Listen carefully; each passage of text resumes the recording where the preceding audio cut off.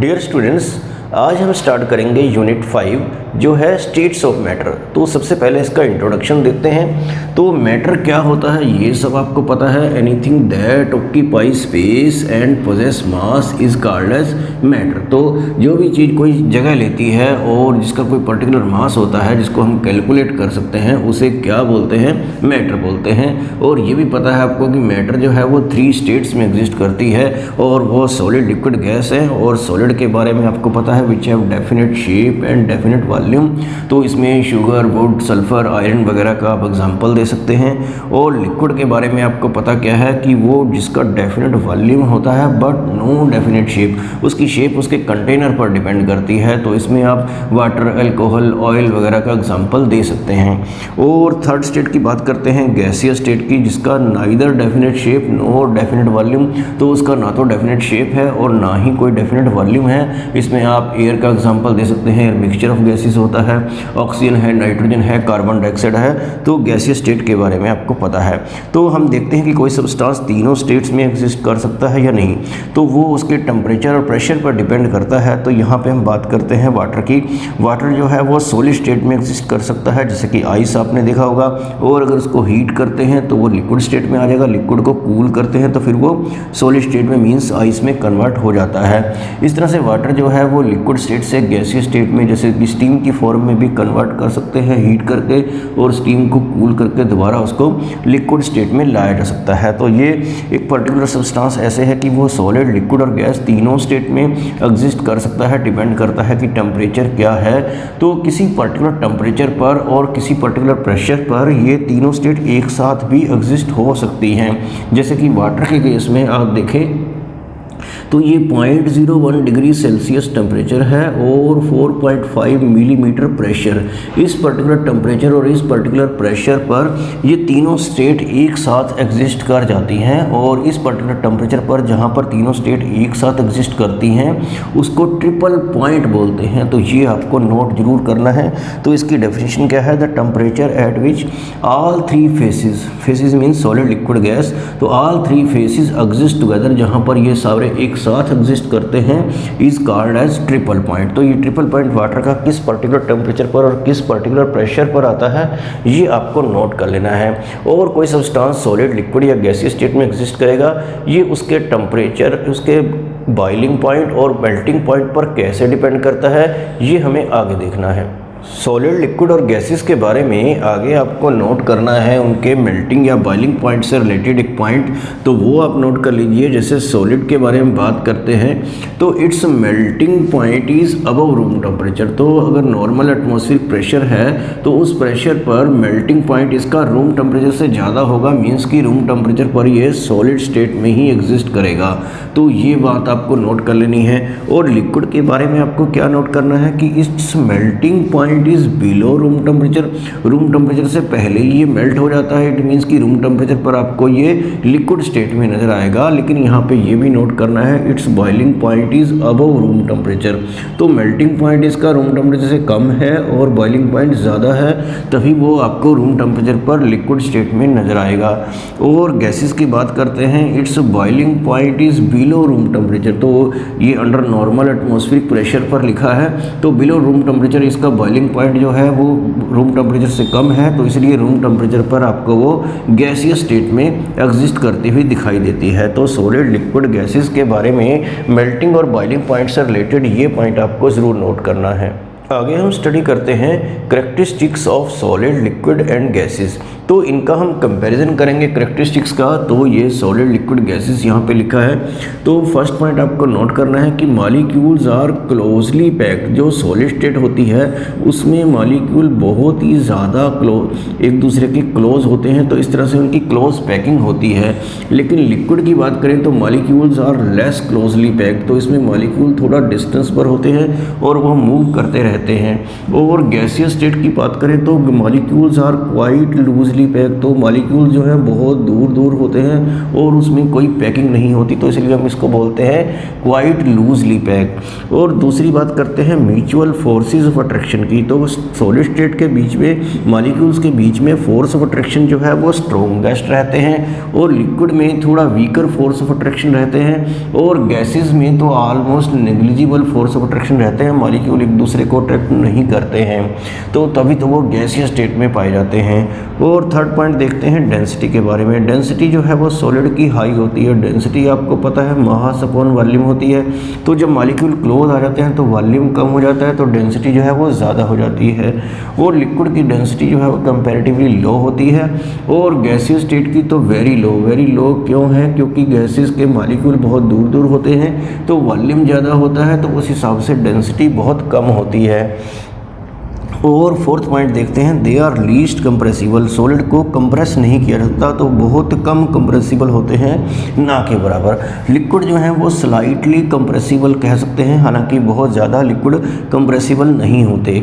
और गैसेस जो होती हैं वो हाईली कंप्रेसिबल होती हैं। अगर आप उनको प्रेशर लगाते हैं ऊपर से तो उसके वॉल्यूम को डिक्रीज़ किया जा सकता है, तो गैसेस हाईली कंप्रेसिबल होती हैं। इसके बारे में आप आगे भी स्टडी करेंगे। तो ये सॉलिड लिक्विड गैसेस की करेक्टरिस्टिक्स का आपको कंपैरिजन नोट कर लेना है। एक पॉइंट आपको ये नोट करना है कि एक फोर्थ स्टेट ऑफ मैटर भी होती है जिसको प्लाज्मा बोलते हैं। वो इलेक्ट्रॉन्स और पॉजिटिवली चार्ज आयंस में होते हैं और गैसियस स्टेट को बहुत ज़्यादा हीट करके ये वाली स्टेट लाई जा सकती है जिसको बोलते हैं प्लाज्मा। तो लेकिन नॉर्मली आप सॉलिड लिक्विड गैस ये तीन स्टेट ही यहाँ पर स्टडी करेंगे। नेक्स्ट टॉपिक है इंटरमॉलिक्यूलर फोर्सेस। तो ये टॉपिक बहुत ही इंपॉर्टेंट है, आपको इसको बड़े ध्यान से समझना है और ये आपको आगे वाले चैप्टर्स में भी काम आता रहेगा। तो गैस के मॉलिक्यूल्स या लिक्विड के या सॉलिड के आपस में किस तरह के फोर्सेस ऑफ अट्रैक्शन से जुड़े होते हैं, उन्हीं को हम इंटरमॉलिक्यूलर फोर्सेस ऑफ अट्रैक्शन बोलते हैं। और ये फोर्सेस बहुत सारे टाइप्स के होते हैं जिनको हमें स्टडी करना है।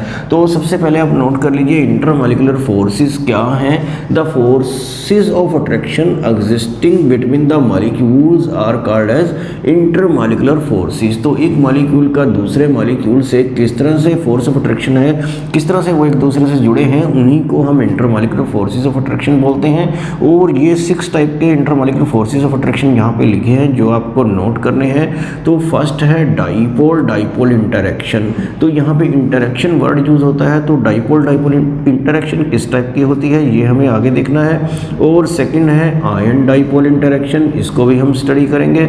और थर्ड नंबर पर है आयन इंड्यूस्ड डाइपोल इंटरैक्शन, तो इसका मतलब भी अभी आपको समझना है। और फोर्थ टाइप के फोर्सेस हैं डाइपोल इंड्यूस्ड डाइपोल इंटरैक्शन।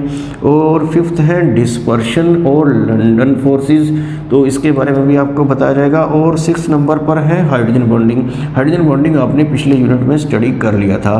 तो कुछ फोर्सेस ऑफ अट्रैक्शन ऐसे होते हैं जिनको हम वंडर वाल फोर्स ऑफ अट्रैक्शन बोलते हैं। तो ज़्यादातर लोग ये कहते हैं कि डिस्पर्शन फोर्सेस और लंडन फोर्सेस ही वंडर वाल फोर्स ऑफ अट्रैक्शन है, लेकिन यहाँ पे आपको नोट करना है कि ये डाइपोल डाइपोल और ये फोर्थ नंबर वाला डाइपोल इंड्यूस्ड डाइपोल और फिफ्थ, तो कौन सा बताया मैंने 1, 4 और 5 नंबर पर जो भी लिखा है, जो फोर्सेस ऑफ अट्रैक्शन लिखे हैं ये सभी वंडर वाल फोर्स ऑफ अट्रैक्शन की कैटेगरी में आते हैं। तो ये आपको नोट कर लेना है। तो ये सभी जो तरह के जो फोर्स ऑफ अट्रैक्शन है इनको विद एग्जांपल हम एक एक करके आगे स्टडी करते हैं।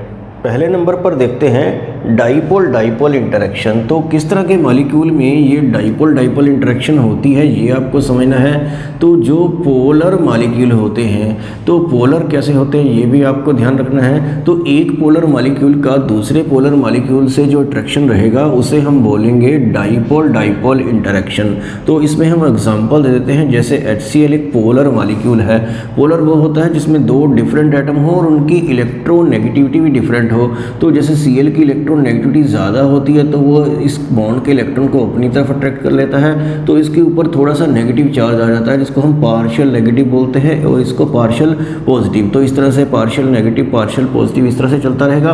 तो इसका नेगेटिव जो एंड है वो इसके पॉजिटिव की तरफ और इसका पॉजिटिव इसके नेगेटिव की तरफ जो अट्रैक्ट होगा, इनके बीच में बॉन्ड नहीं बनेगा, वो तो हाइड्रोजन बॉन्डिंग होती है जिसको हम बाद में बताएंगे या पहले पढ़ भी चुके हैं उसको। तो ये नेगेटिव पॉजिटिव से जब अट्रैक्ट होता है तो इस तरह की अट्रैक्शन को हम हम बोलते हैं डाइपोल डाइपोल इंटरेक्शन, और ये एक पोलर मॉलिक्यूल की दूसरे पोलर मॉलिक्यूल से जो अट्रैक्शन होती है उसको ऐसा बोलते हैं।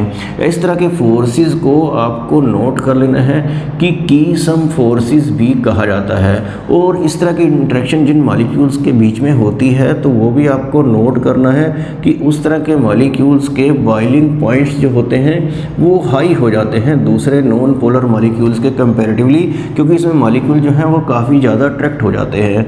तो इसमें आपको एक एग्जांपल भी कर लेना है कि NO का जो बॉइलिंग पॉइंट है वो N2 या O2 से ज़्यादा होगा, क्योंकि N2 और O2 तो क्या है, नॉन पोलर हैं। तो इसमें पोलैरिटी आ जाएगी कि O थोड़ा नेगेटिव हो जाएगा, N थोड़ा पॉजिटिव हो जाएगा। तो डाइपोल डाइपोल इंटरेक्शन की वजह से बॉइलिंग पॉइंट बढ़ जाते हैं, और dipole dipole interaction polar molecules के बीच में होती है, ये आपको नोट करना है।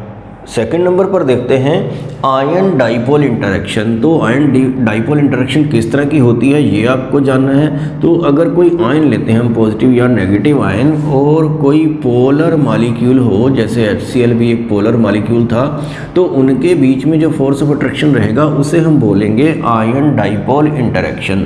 तो इसका हम एग्जांपल दे देते हैं, जैसे ये Na पॉजिटिव सोडियम पॉजिटिव एक आयन है, और इसके साथ मॉलिक्यूल जो पोलर मॉलिक्यूल ले रहे हैं हम वो वाटर ले लेते हैं। तो वाटर जो है वो O वाली साइड से नेगेटिव होता है, H वाली साइड से क्या होगा, पॉजिटिव होगा। तो इसका ऑक्सीजन वाली साइड से इसका अट्रैक्शन हो जाएगा, क्योंकि पॉजिटिव नेगेटिव जो है आपस में अट्रैक्ट करते हैं। तो एक सोडियम आयन को बहुत सारे वाटर मॉलिक्यूल सराउंड कर लेते हैं, मींस कि उसके चारों तरफ आ जाते हैं इस टाइप से जब NaCl को वाटर में डालते हैं। तो Cl की भी इसी तरह से आयन डाइपोल इंटरेक्शन हो जाती है, लेकिन वो H वाली साइड से होती है, क्योंकि H जो है वो क्या होता है, पॉजिटिव साइड होता है, और पॉजिटिव की नेगेटिव से इंटरेक्शन होती है, अट्रैक्शन जिसे आप कह सकते हैं। तो इस तरह की अट्रैक्शन जो है जो आयन और एक पोलर मॉलिक्यूल के बीच में है उसे हम आयन डाइपोल इंटरेक्शन बोलेंगे। और इसमें क्या हो रहा है, यहाँ पर जैसे सोडियम, जैसे आप NaCl को वाटर में डालते हैं तो Na पॉजिटिव और Cl नेगेटिव अलग अलग हो जाते हैं, और बहुत सारे वाटर मॉलिक्यूल Na पॉजिटिव के साथ अट्रैक्ट होते हैं इस तरह से नेगेटिव साइड से, और इसे बोलते हैं हाइड्रेशन ऑफ आयन। तो आयन जब की हाइड्रेशन होती है तो एक एनर्जी रिलीज होती है जिसे हम हाइड्रेशन एनर्जी या हाइड्रेशन एंथैल्पी भी बोलते हैं, और उसी एनर्जी रिलीज होने की वजह से ही Na और Cl को अलग अलग करना पॉसिबल होता है। और NaCl जो वाटर में सोल्यूबल होता है, NaCl जो है आपको नोट करना है, तो इज सोल्यूबल इन वाटर, तो वो इसी इंटरेक्शन की वजह से है जो आयन डाइपोल इंटरेक्शन हमने बताई है। Na पॉजिटिव की अलग से वाटर से है और Cl की अलग से वाटर से है। तो ये क्वेश्चन भी आता है कि NaCl जो है that is not soluble in CCl4 but it is soluble in water. तो इसमें आप क्या रीज़न देंगे कि NaCl एक आयनिक कंपाउंड है, तो आयन डाइपोल इंटरेक्शन जो है वाटर में हो सकती है, क्योंकि वाटर जो है एक पोलर सॉल्वेंट है, और CCl4 जो है वो कैसा है, नॉन पोलर, उसमें कहीं पॉजिटिव नेगेटिव नहीं है। तो नॉन पोलर में इस आयनिक की सोल्युबिलिटी नहीं हो पाएगी, क्योंकि वहाँ पर डाइपोल इंटरेक्शन नहीं हो सकती है। तो इस तरह से आयन डाइपोल इंटरेक्शन को आपको समझ लेना है। थर्ड नंबर पर आपको देखना है आयन इंड्यूस डाइपोल इंटरेक्शन। तो एक आयन जो है वो जो पॉजिटिव या नेगेटिव चार्ज जिसके पास होता है, और एक नॉन पोलर मॉलिक्यूल है। आपको पता है कि नॉन पोलर में कोई पोलैरिटी नहीं होती, पॉजिटिव नेगेटिव नहीं होता, तो फिर वो आयन के साथ अट्रैक्ट कैसे होगा, तो ये आपको समझना है। और इस तरह की जो अट्रैक्शन रहेगी आयन और नॉन पोलर के बीच में, उसे हम आयन इंड्यूस डाइपोल इंटरेक्शन बोलेंगे। सपोज ये कोई पॉजिटिव आयन है और यहाँ पर कोई नॉन पोलर मॉलिक्यूल है जिसमें पोलैरिटी नहीं है, उसमें बीच में न्यूक्लियस है और इधर इलेक्ट्रॉन क्लाउड है। तो जब ये आयन के क्लोज आएगा, सपोज पॉजिटिव आयन के क्लोज आता है, तो ये सारी इलेक्ट्रॉन क्लाउड इस साइड आ जाती है और न्यूक्लियस दूसरी साइड चला जाता है। तो इस तरह से इसमें पोलैरिटी प्रोड्यूस हो जाती है, जिसे हम इंड्यूस डाइपोल बोलते हैं। अगर यहाँ पे नेगेटिव होता तो ये पॉजिटिव इस साइड आ जाता है। तो इस तरह की जो अट्रैक्शन रहेगी कि नॉन पोलर को पोलराइज कर दिया जाए, कोई आयन अगर ऐसा कर सकता है, तो इस तरह से इसको आयन इंड्यूस डाइपोल इंटरेक्शन बोलेंगे। तो सपोज ये पॉजिटिव आयन है कोई, और यहाँ पर आप Cl2 लेते हैं, तो Cl2 में तो पोलैरिटी नहीं होती है, लेकिन वो इलेक्ट्रॉन क्लाउड को इधर अट्रैक्ट होने की वजह से तो इसके ऊपर थोड़ा नेगेटिव और इधर थोड़ा सा पॉजिटिव चार्ज आ सकता है। तो इस तरह से इनकी अट्रैक्शन हो सकती है। और इस तरह से कोई नाइट्रेट आयन है और उसका आयोडीन से बात करें, आयोडीन भी क्या है, एक नॉन पोलर है, तो उसमें थोड़ी पोलैरिटी प्रोड्यूस कर सकता है ये आयन। तो तो इस तरह की जो नॉन पोलर होते हैं जिनमें पोलैरिटी आयन ही इंड्यूस करता है या प्रोड्यूस करता है, तो इस तरह की इंटरेक्शन को आयन इंड्यूस डाइपोल इंटरेक्शन बोलते हैं। फोर्थ नंबर पर देखते हैं डाइपोल इंड्यूस डाइपोल इंटरेक्शन। तो ये इंटरेक्शन किस टाइप की होती है ये आपको नोट करना है। तो यहाँ पर मैं ले रहा हूँ एक पोलर मॉलिक्यूल। तो पोलर में पोलैरिटी होती है, उसमें एक साइड पॉजिटिव और एक साइड नेगेटिव चार्ज रहता है, और दूसरा मॉलिक्यूल लेते हैं नॉन पोलर। तो एक पोलर और दूसरा नॉन पोलर हो तो उसके बीच में जो भी इंटरेक्शन होगी उसे हम बोलेंगे डाइपोल इंड्यूस डाइपोल इंटरेक्शन। तो जो नॉन पोलर होगा उसमें तो पॉजिटिव नेगेटिव नहीं है, लेकिन ये जो पोलर है उसमें पोलैरिटी इंड्यूस कर देगा, मींस की पोलैरिटी प्रोड्यूस कर देगा। तो इस तरह की इंटरेक्शन हो जाएगी। तो मैं एक एग्जांपल ले लेता हूँ पोलर मॉलिक्यूल का।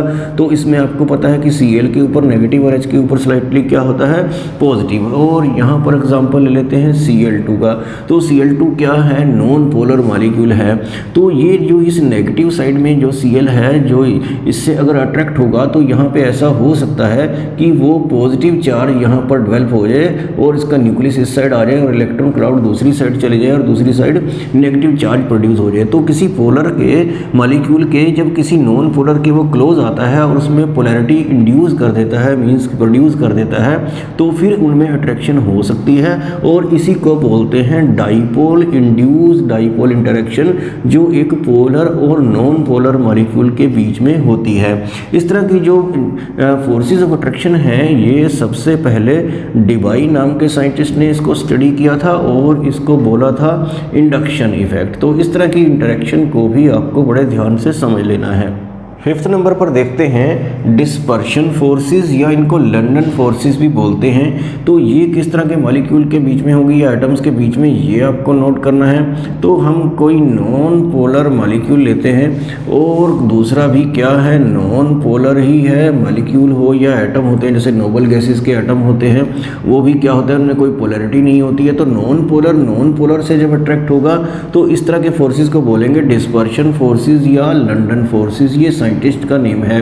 तो नॉन पोलर जो दोनों ही नॉन पोलर हैं, कहीं भी कोई पॉजिटिव नेगेटिव चार्ज नहीं है, तो ये अट्रैक्ट कैसे होंगे ये जानना जरूरी है। तो इस तरह के फोर्सेस को सबसे पहले ये एक फ्रिट्ज लंडन साइंटिस्ट थे, इन्होंने इस तरह के फोर्सेस को इमेजिन किया था कि इस तरह से हो सकता है।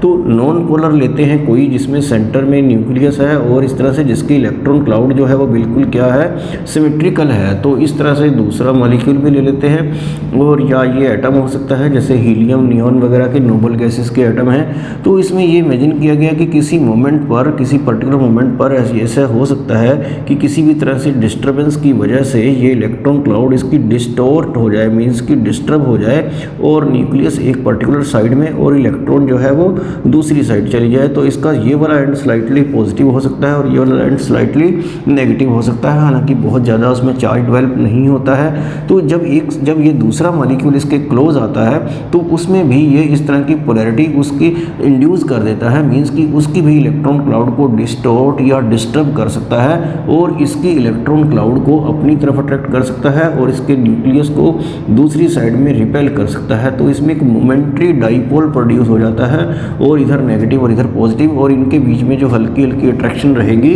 ये डिस्पर्शन फोर्सेस या लंडन फोर्सेस के नाम से जानी जाती हैं। तो इस तरह से ये इंटरेक्शन जो है इसको बोलते हैं इंस्टंटेनियस डाइपोल।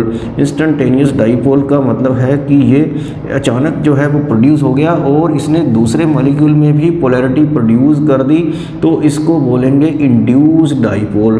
तो ये जो इंटरेक्शन है इनको हम instantaneous dipole, induce dipole interaction भी बोलते हैं। और ये इंटरेक्शन जो है size and geometry of molecule पर डिपेंड करती है कि उसकी शेप कैसी है और साइज कैसा है। इसको हम आगे एग्जांपल से समझ लेते हैं।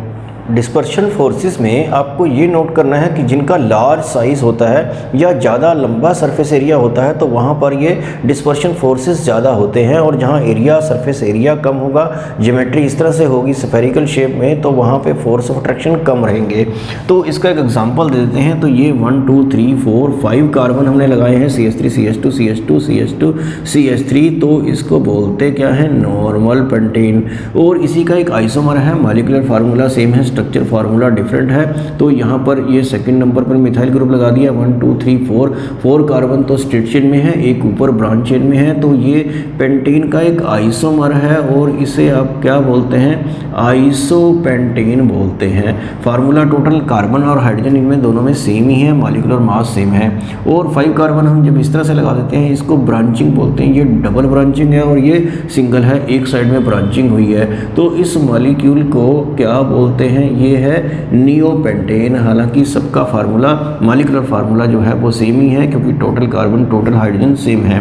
तो आप देख रहे हैं कि जो नॉर्मल पेंटेन है उसकी एक स्ट्रेट चेन ज्योमेट्री है। तो इस तरह के जो बड़े मॉलिक्यूल्स होते हैं उनका क्या होता है, ये forces dispersion, forces of attraction उनमें ज़्यादा हो जाती है। और जिसका सरफेस एरिया कम होता है इस तरह का जहाँ पे रहता है, तो इस तरह से ये जो डिस्पर्शन फोर्सेस या लंडन फोर्सेस का मैग्नीट्यूड इस केसेस में कम होता है। तो इससे क्या फ़र्क पड़ता है, इसमें ये बताया गया है कि जैसे जैसे ब्रांचिंग होती जाएगी सरफेस एरिया कम हो जाएगा, डिस्पर्शन फोर्सेस ऑफ अट्रैक्शन कम हो जाएंगे और इससे क्या हो जाएगा, बॉइलिंग पॉइंट जो है वो डिक्रीज हो जाता है। तो बॉइलिंग पॉइंट जो है इनका ऑर्डर में लगाना जो है ये भी एग्ज़ाम में कई बार आता है। तो आपको नोट कर लेना है कि नॉर्मल पेंटेन का ज्योमेट्री स्ट्रेट होने की वजह से, साइज बड़ा होने की वजह से कह सकते हैं कि नॉर्मल पेंटेन का ज़्यादा होगा बॉइलिंग पॉइंट। अगर इन तीनों का कंपैरिजन करें तो आइसोपेंटेन का उससे कम होगा और नियोपेंटेन का सबसे कम होगा। तो इस तरह से ऑर्डर रहता है। अगर आप सिंपल अल्केन में मीथेन, इथेन, प्रोपेन, ब्यूटेन करते हैं तो उसमें जैसे जैसे मॉलिक्यूलर मास बढ़ता जाएगा बॉइलिंग पॉइंट उसमें इंक्रीज हो जाएगा। तो ये डिस्पर्शन फोर्सेस को आपको ठीक से समझना है। 6 नंबर पर है हाइड्रोजन बॉन्डिंग। तो हाइड्रोजन बॉन्डिंग कैसी होती है ये आपने वैसे तो पिछले चैप्टर में डिटेल में पढ़ लिया है, लेकिन आपको ये याद रखना है कि ये पोलर मॉलिक्यूल्स के बीच में ही होगी और पोलैरिटी में जो पॉजिटिव एंड है वो हाइड्रोजन ही होना चाहिए और नेगेटिव एंड जो है, क्योंकि नेगेटिव का पॉजिटिव से और पॉजिटिव का नेगेटिव से अट्रैक्शन होता है तो इसी को इनके बीच में एक हल्का सा बॉन्ड बन जाता है। हालांकि डाइपोल इंटरेक्शन में अट्रैक्शन तो होती है लेकिन बॉन्ड नहीं बनता है। तो इसमें एक बॉन्डिंग हो जाती है, एक हल्का हल्का बॉन्ड बन जाता है तो इसको हाइड्रोजन बॉन्ड बोलते हैं। तो इसमें ये तो आपको क्लियर हो गया कि ये वाली साइड तो हाइड्रोजन ही होनी चाहिए पॉजिटिव वाली, और नेगेटिव वाली साइड जो होता है वो हाईली इलेक्ट्रोनेगेटिव एटम होना चाहिए। कोई हाईली इलेक्ट्रोनेगेटिव एटम जैसे कि फ्लोरीन होता है, ऑक्सीजन होता है, नाइट्रोजन होता है। हालांकि Cl भी एक हाईली इलेक्ट्रोनेगेटिव एटम है लेकिन वो बॉन्ड नहीं बना पाएगा हाइड्रोजन बॉन्डिंग क्योंकि उसका साइज बड़ा है। तो ये जो मैंने बात बताई है हाईली इलेक्ट्रोनेगेटिव एटम होना चाहिए और ये स्मॉल साइज का भी होना चाहिए। तो हाइड्रोजन के साथ अगर इन तीनों में से कोई लगा हो तभी हाइड्रोजन बॉन्डिंग पॉसिबल हो पाती है। और आपको ये भी नोट कर लेना है कि ये जो हाइड्रोजन बॉन्डिंग है जो पहले नंबर पर बताई थी डाइपोल इंटरेक्शन, ये वाली उसके कंपैरेटिवली थोड़ा स्ट्रॉन्ग होती है। तो ये कुछ फोर्सेस ऑफ अट्रैक्शन मैंने आपको बताए थे, ये आपको नोट कर लेने हैं। इंटरमॉलिक्यूलर फोर्सेस ऑफ अट्रैक्शन पर हम एक क्वेश्चन स्टडी कर लेते हैं, इससे आपको वो सारा रिकॉल हो जाएगा जो आपने अभी सुना है। तो क्वेश्चन क्या है, what type of intermolecular forces exist between the following. तो यहाँ पर ये कुछ मॉलिक्यूल्स लिखे हैं, आपको बताना है कि इसमें कौन सा फोर्स ऑफ अट्रैक्शन एग्जिस्ट करता है। तो जैसे H2S है, वाटर है, Cl2 CCl4 है, हीलियम एटम और हीलियम एटम का HCl के साथ। तो मैं इधर ही इसके आंसर लिख देता हूँ, आप थोड़ा इसमें अपने दिमाग में लाइए कि इसमें कौन सा फोर्स ऑफ अट्रैक्शन हो सकता है। तो H2S मॉलिक्यूल की बात करते हैं। H2S में सल्फर स्लाइटली इलेक्ट्रोनेगेटिव होता है। तो H2S जो होता है वो पोलर मॉलिक्यूल होता है। तो एक पोलर का दूसरे पोलर से जो अट्रैक्शन होती है ये वो है जो मैंने सबसे पहले नंबर पे बताई थी, वो क्या थी, डाइपोल इंटरेक्शन। क्योंकि H2S जो है वो क्या है, पोलर है, जैसे HCl पोलर होता है। हालांकि इसमें पोलैरिटी कम है फिर भी इसमें डाइपोल इंटरेक्शन ही रहेगी। और वाटर मॉलिक्यूल, वाटर तो पोलर होता ही है, तो क्या इसमें भी डाइपोल इंटरेक्शन है। आप ध्यान से सोचिए तो आपको याद आ जाएगा कि वाटर में क्या होता है, हाइड्रोजन बॉन्डिंग, क्योंकि इसमें जो पॉजिटिव एंड है वो कौन सा है, H है और ऑक्सीजन हाईली इलेक्ट्रोनेगेटिव है। तो यहाँ पर आपको डाइपोल इंटरेक्शन नहीं लिखना है, हाइड्रोजन बॉन्डिंग ही लिखना है। और थर्ड नंबर पर देखते हैं Cl2 एंड CCl4। तो आपको पता है कि ये भी नॉन पोलर है और ये भी नॉन पोलर है। तो इसमें कौन से फोर्सेस रहेंगे, तो जो अभी बताए थे डिस्पर्शन फोर्सेस या लंडन फोर्सेस जिसको बोलते हैं। और हीलियम एटम में भी यही हो जाएंगे डिस्पर्शन फोर्सेस ही, आप यही नोट कर लीजिए क्योंकि नोबल गैसेस के लिए तो ये स्पेशली बताए गए थे डिस्पर्शन फोर्सेस या लंदन फोर्सेस। और आगे देखते हैं 5th नंबर पर हीलियम एटम जो कि नॉन पोलर है और HCl जो है वो क्या है, पोलर है। तो आप सोचिए कि इसमें कौन सी ट्रैक्शन होने वाली है, तो ये तो पोलर है और ये इसमें भी पोलरिटी प्रोड्यूस कर देगा। तो इसको क्या बोलेंगे, डाईपोल, इंड्यूस डाईपोल इंटरेक्शन। तो ये इस तरह से इंड्यूस डाईपोल इंटरेक्शन आपको यहाँ पे लिखना है। तो इस तरह के क्वेश्चन अक्सर एग्जाम में आते हैं। तो ये सारे फोर्स ऑफ अट्रैक्शन की आप पहले एक समरी बना लीजिए कि किसमें पोलर पोलर है, किसमें पोलर नॉन पोलर है और किसमें नॉन पोलर है। इस तरह से आयंस भी हैं। तो इस तरह से एक समरी बना के इसको लर्न कीजिए और ये क्वेश्चन करिए। इस तरह से आपको सारी तरह के इंटरेक्शन के फोर्सेज आपको समझ में आ जाएंगे।